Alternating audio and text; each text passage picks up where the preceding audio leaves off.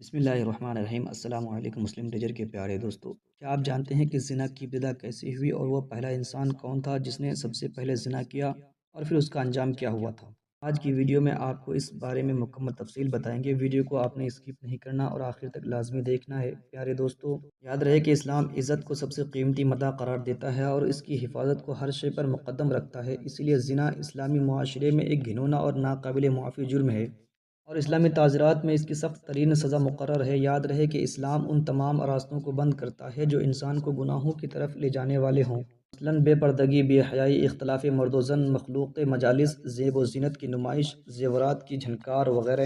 یاد رکھیں کہ اللہ تعالیٰ نے زنا کو حرام قرار دیا ہے اور یہ کبیرہ گناہ ہے، جیسا کہ اللہ تعالیٰ سورہ بنی اسرائیل میں ارشاد فرماتا ہے، اور زنا کے قریب نہ جاؤ، بلا شبہ یہ بے حیائی اور برا راستہ ہے۔ اس آیت کریمہ میں زنا سے اس انداز سے روکا گیا ہے کہ زنا کے قریب بھی نہ جاؤ، جس سے معلوم ہوتا ہے کہ زنا بہت ہی بری چیز ہے اور ایسا سخت گناہ کہ اس کے قریب جانے سے بھی منع کیا گیا، یعنی اس کے بارے میں سوچنا بھی نہیں چاہیے۔ پیارے دوستو، آئیے اب آپ کو یہ بتاتے ہیں کہ زنا کی ابتدا کیسے ہوئی اور وہ پہلے انسان کون تھا جس نے زنا کیا اور اس کا انجام کیا ہوا۔ اس حوالے سے حضرت آدم علیہ السلام کے دور کا یہ واقعہ ملاحظہ فرمائے۔ کہتے ہیں کہ جب روئے زمین پر انسانی زندگی ابتدائی حالت میں تھی تو حضرت حوا رضی اللہ تعالی عنہا کے بدن سے ایک لڑکا اور ایک لڑکی پیدا ہوتے تھے۔ ایک ساتھ پیدا ہونے والے لڑکی اور لڑکے کا نکاح دوسری مرتبہ پیدا ہونے والے لڑکے اور لڑکی کے ساتھ کر دیا جاتا تھا۔ حابیل اور قابل یہ دونوں حضرت آدم علیہ السلام کے بیٹے ہیں۔ جب یہ جوان ہوئے تو دستور کے مطابق حضرت آدم علیہ السلام نے قابل کا نکاح غازہ کے ساتھ جو حابل کے ساتھ پیدا ہوئی تھی کرنا چاہا، تو قابل اس بات پر رضامند نہیں ہوا کیونکہ اقلیمہ غازہ کے مقابلے میں زیادہ خوبصورت تھی جو قابل کے ساتھ پیدا ہوئی تھی۔ حضرت آدم علیہ السلام نے قابل کو سمجھایا کہ اللہ تعالیٰ کا حکم ہے، لہٰذا تم یہ بات مان لو، اقلیمہ تمہارے ساتھ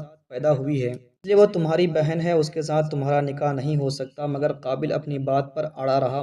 بالآخر حضرت آدم علیہ السلام نے ان دونوں بھائیوں کو حکم دیا کہ تم دونوں اپنی اپنی قربانی اللہ کے حضور پیش کرو، جس کی قربانی قبول ہوگی وہی اقلیمہ سے نکاح کا حقدار ہوگا۔ اس زمانے میں قربانی کی مقبولیت کی یہ علامت تھی کہ لوگ اپنی قربانیاں پہاڑ پر رکھ دیتے تھے اور آسمان سے ایک آگ آ کر انہیں کھا جاتی تھی۔ قابل کھیتی باڑی کرتا تھا اور حابل جانور پالتا تھا، چنانچہ قابل نے گندم کی بالیاں اور حابل نے ایک خوبصورت موٹا تازہ مینڈا قربانی کے لیے پہاڑ پر رکھ دیا۔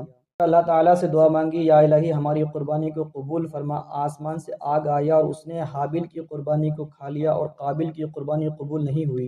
اس سے قابل کے دل میں حابل کے لیے غصہ، حسد اور بغض پیدا ہو گیا اور وہ حابل سے کہنے لگا کہ میں تجھے مار ڈالوں گا کیونکہ تیری قربانی قبول ہو گئی ہے۔ حابل نے قابل سے کہا کہ اللہ تعالیٰ پرہیزگاروں کی قربانی قبول کرتا ہے، اگر تو میرے قتل کے لیے مجھ پر ہاتھ اٹھائے گا تو میں تجھ پر ہاتھ نہیں اٹھاؤں گا کیونکہ میں اللہ تعالیٰ سے ڈرتا ہوں۔ قربانی دے کر دونوں بھائی حضرت آدم علیہ السلام کے پاس آئے۔ حضرت آدم علیہ السلام نے فرمایا کہ اے قابل، تیری بہن اقلیمہ اب حابل پر حلال ہے اور تجھ پر حرام ہے۔ حابل اب مایوس ہو چکا تھا کہ اقلیمہ اس کے نکاح میں نہیں آ سکتی، اس لیے وہ حابل کو مارنے کی تدبیر میں رہنے لگا۔ اس دوران حضرت آدم علیہ السلام جب مکہ چلے گئے تو ایک دن قابل نے دیکھا کہ حابل سو رہا ہے۔ سوچنے لگا کہ اسے کس طرح سے ماروں کیونکہ اس زمانے تک کسی نے کسی کو نہیں مارا تھا۔ جب شیطان نے دیکھا کہ اسے قتل کا طریقہ نہیں آتا تو اس لعین نے ایک جانور پکڑا اور اس کا سر ایک پتھر پر رکھ کر دوسرا پتھر زور سے اس کے سر پر دے مارا، جس سے وہ جانور اسی وقت مر گیا۔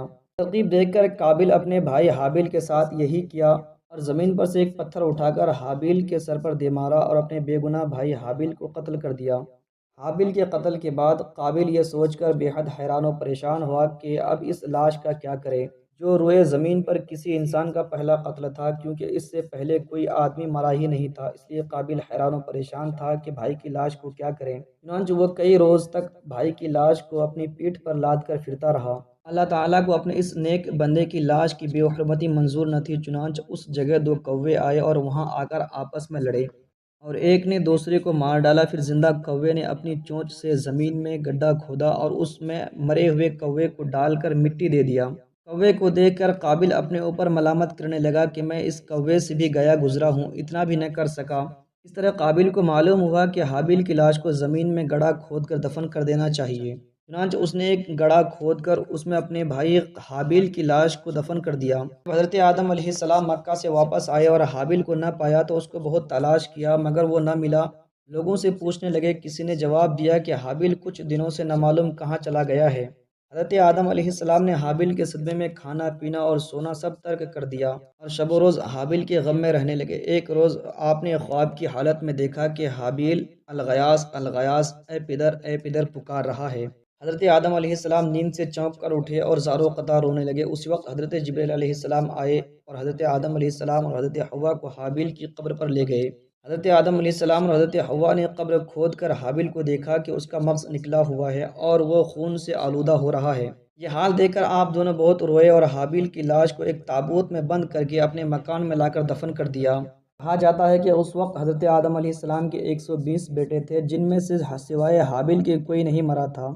دوستو، روایت ہے کہ جب حابیل قتل ہو گئے تو 7 دن تک زمین پر زلزلہ رہا۔ قابیل جو بہت خوبصورت تھا، بھائی کا خون بہاتے ہی اس کا چہرہ بالکل سیاہ اور بدصورت ہو گیا۔ حضرت آدم علیہ السلام نے قابیل کو اپنے دربار سے نکال دیا اور یمن کی سرزمین عدن میں چلا گیا۔ وہاں ابلیس اس کے پاس آ کر کہنے لگا کہ حابیل کی قربانی آگ نے اس لیے کھا لیا تھا کہ وہ آگ کی پوجا کرتا تھا، لہٰذا تو بھی آگ کی پوجا کیا کر۔ چنانچہ قابیل پہلا شخص ہے جس نے آگ کی پوجا کی، اور زمین پر یہ پہلا شخص ہے جس نے اللہ تعالیٰ کی نافرمانی کی اور زمین پر خون ناحق کیا۔ یہ پہلا مجرم ہے جو جہنم میں ڈالا جائے گا، اور تاریخ اسلام میں پہلا زنا بھی قابیل ہی نے کیا۔ حدیث میں ہے کہ زمین پر قیامت تک جو بھی خون ناحق ہوگا، اس کے عذاب کا ایک حصہ گناہ قابیل پر بھی ہوگا، کیونکہ اس نے سب سے پہلے قتل کا طریقہ ایجاد کیا، اور یہی صورت زنا کی بھی ہے۔ زنا کے گناہ کا بوجھ قابیل پر ہی ہوگا۔ ناظرین، روایت کے مطابق قابیل کا انجام یہ ہوا کہ اس کے ایک لڑکے نے جو کہ اندھا تھا، اس کو پتھر مار کر قتل کر دیا، اور یہ بدبخت آگ کی پوجا کرتے ہوئے کفر و شرک کی حالت میں اپنے لڑکے کے ہاتھوں مارا گیا۔ دوستو، ہم امید کرتے ہیں کہ آپ کو ہماری آج کی یہ ویڈیو ضرور پسند آئی ہوگی۔ اگر آپ کو ہماری آج کی یہ ویڈیو پسند آئی ہے تو ہم آپ سے گزارش کرتے ہیں کہ آپ ہمارے چینل کو ضرور سبسکرائب کر لیں اور ساتھ ہی لگے بیل کے بٹن کو بھی پریس کر دیں، تاکہ آپ کے پاس ہماری ہر آنے والی مزید معلوماتی ویڈیوز کا نوٹیفیکیشن بر وقت ملتا رہے۔ سبسکرائب کے ساتھ ساتھ ہماری ویڈیوز کو لائک بھی کریں اور اپنی قیمتی رائے کا اظہار کمنٹس میں ضرور کریں۔ کمنٹس میں آپ اپنے سوالات بھی ہم تک پہنچا سکتے ہیں۔ اللہ تعالیٰ آپ کو اپنے حفظ و امان میں رکھے، آمین۔